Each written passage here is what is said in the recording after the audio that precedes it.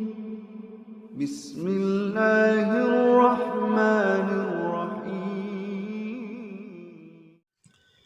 Assalamualaikum warahmatullahi wabarakatuh. Sobat-sobat, kita bersama lagi di channel saya dalam dakwah Islam pencerahan. Sobat-sobat, ketika seseorang, siapapun, termasuk ormas, menyampaikan kebenaran agama ini, kebenaran Islam ini sesuai dengan Quran dan Sunnah Nabi, maka akan mendapat hujatan-hujatan, celaan, caci maki, bahkan akan dibodoh-bodohi, sobat-sobat. Ya, seperti yang sudah saya alami, begitu juga ya para pendukung dakwah kembali kepada Al-Quran dan Sunnah Nabi yang lainnya. Mas Heri Pras ketika menyampaikan sesuai dengan Quran dan Sunnah Nabi, dan beliau banyak mendapat hujatan-hujatan, caci maki, celaan, dan sebagainya, sobat-sobat.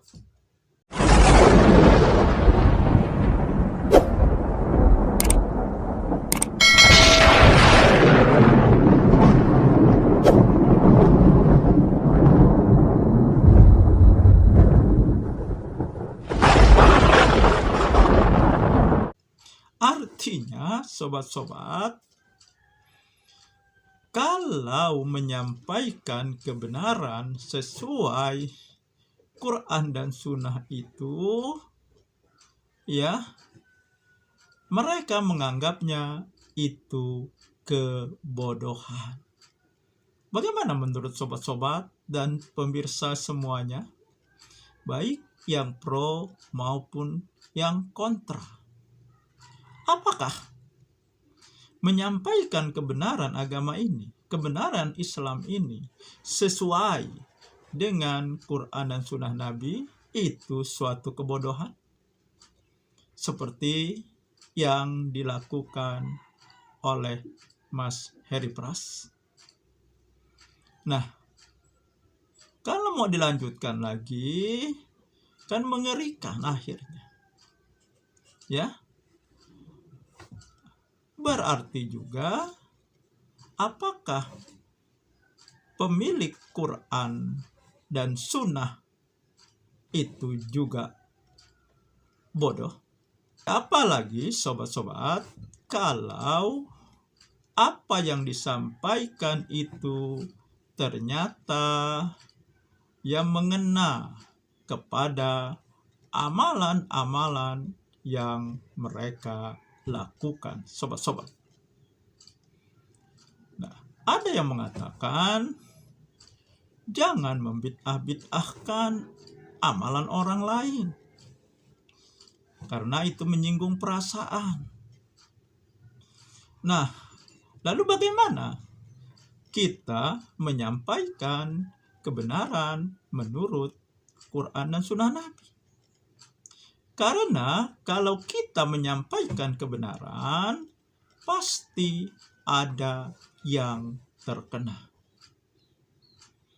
Ada juga yang menyampaikan, ya, amalan tersebut sudah lama dilakukan, sudah menjadi tradisi, sudah diyakini,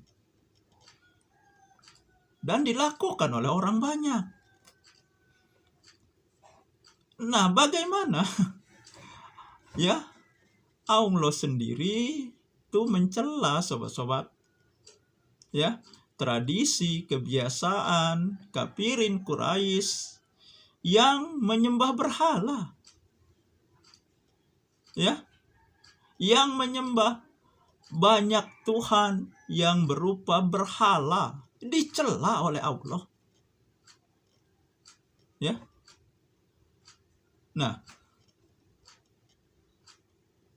dan Nabi Muhammad tentu saja kalau mempertimbangkan perasaan kafirin Quraisy tidak akan mendakwahkan dakwah tauhid, dakwah untuk meyakini dan menyembah Tuhan yang esa, Tuhan yang satu, di tengah masyarakat kafirin Quraisy yang menyembah banyak Tuhan.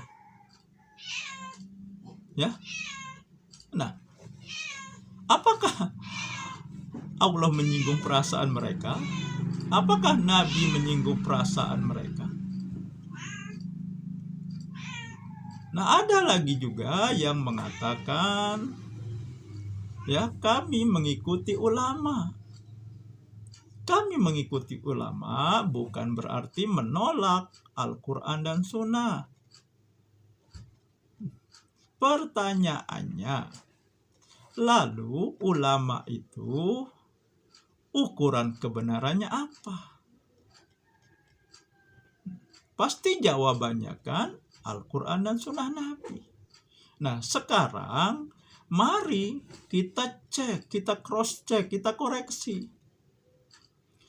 Ya, perkataan ulama tersebut apakah sesuai dengan Quran dan Sunnah Nabi? Kalau tidak sesuai, ya berarti tinggalkan ulama, ikut Quran dan Sunnah Nabi. Misalnya membid'ahkan. Yang membid'ahkan ini bukan saya, bukan Mas Heri Pras, bukan Ustadz-Ustadz Salafi, bukan Ormas Muhammadiyah, MTA, dan sebagainya, bukan. Akan tetapi Nabi yang mengatakan ini. Ya, barang siapa beramal ibadah yang tidak ada dasarnya dari kami, ya, maka dia tertolak. Jadi Nabi. Jadi kalau mau marah, marahnya ke Nabi. Kalau mau tersinggung, tersinggungnya ke Nabi. Bukan kepada yang menyampaikan.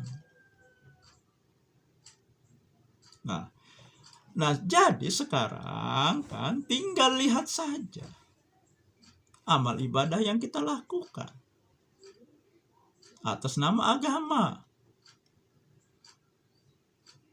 Dan yang kita meyakini berpahala. Karena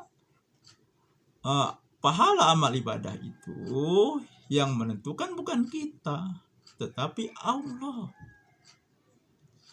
Kalau amalan kita ternyata ya keluar dari sunnah Nabi, tidak sesuai dari sunnah Nabi, menyelisih sunnah Nabi, nah itulah yang disebut bid'ah.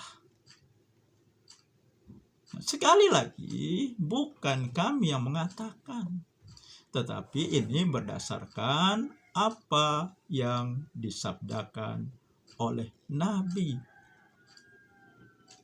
Nah, jadi kan sebenarnya masalahnya kan sederhana, simple. Tinggal kita mengembalikan kepada Al-Quran dan Sunnah Nabi dari amal ibadah yang kita lakukan.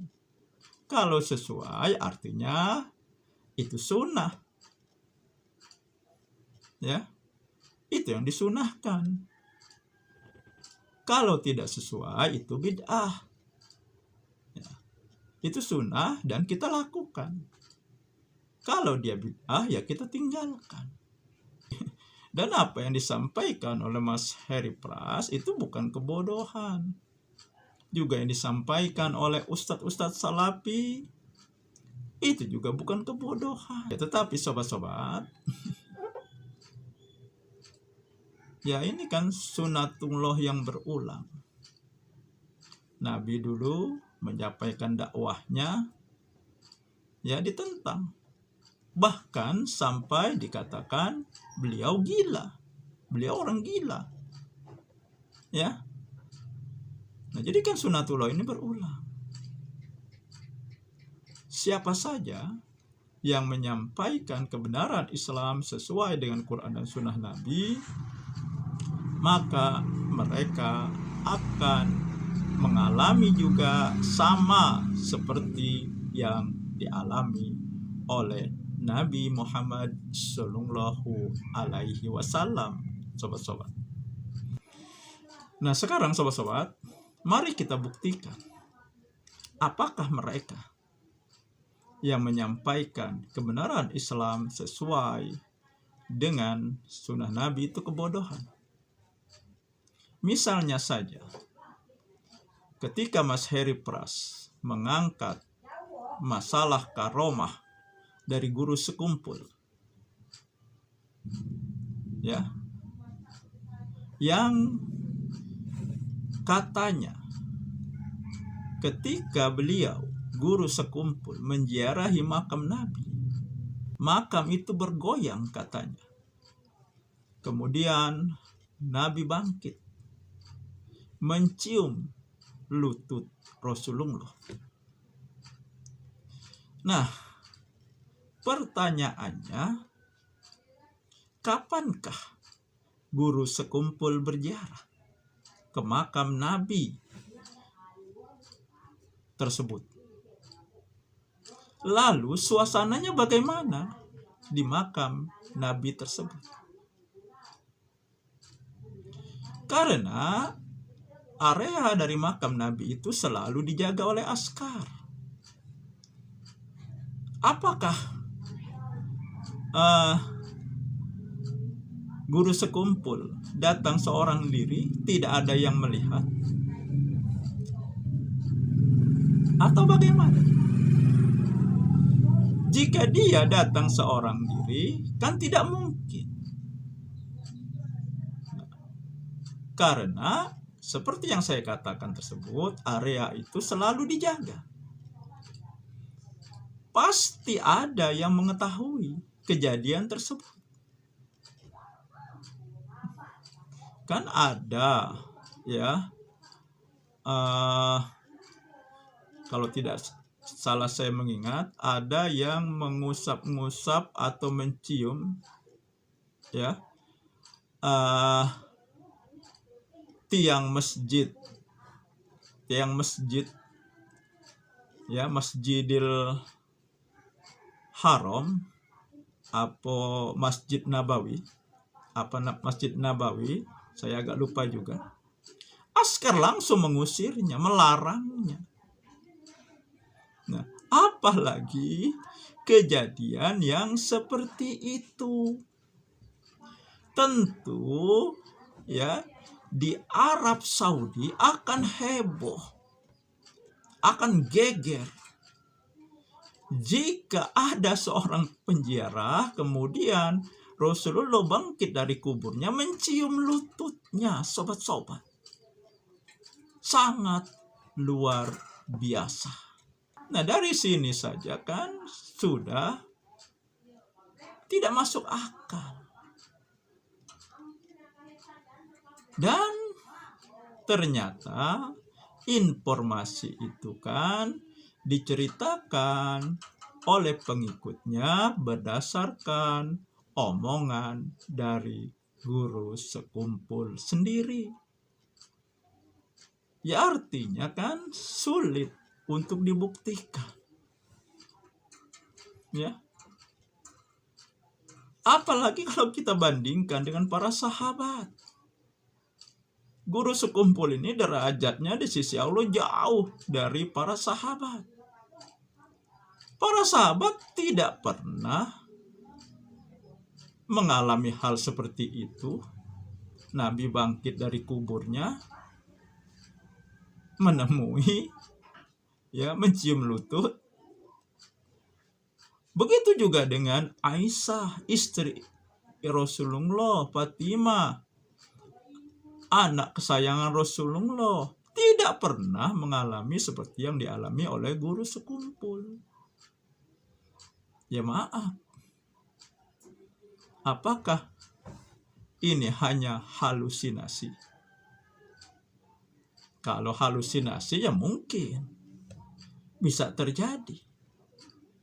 Tapi kalau memang secara real terjadi, sangat sulit dipercaya. Dan tidak ada satupun ukuran yang bisa membenarkan hal tersebut memang benar-benar terjadi. Sob. Silakan dinilai. Gunakan logika, akal, pikiran kita yang sehat. Ya. Hilangkan tuh taklid buta. Jangan mudah silau dengan keilmuan seseorang yang diulamakan, yang dielu-elukan sebagai orang mulia. Karena jika kita mudah silau, mudah terpukau dengan hal-hal seperti itu, maka logika, akal, pikiran kita tidak lagi berfungsi dengan baik. Dia menjadi tumpul. Karena Islam itu ya sesuai dengan akal. Saya kira itu saja sobat-sobat yang ingin saya sampaikan. Semoga ini menginspirasi dan mencerahkan. Nasrum minallahi wa barakatuh. Wassalamualaikum warahmatullahi wabarakatuh.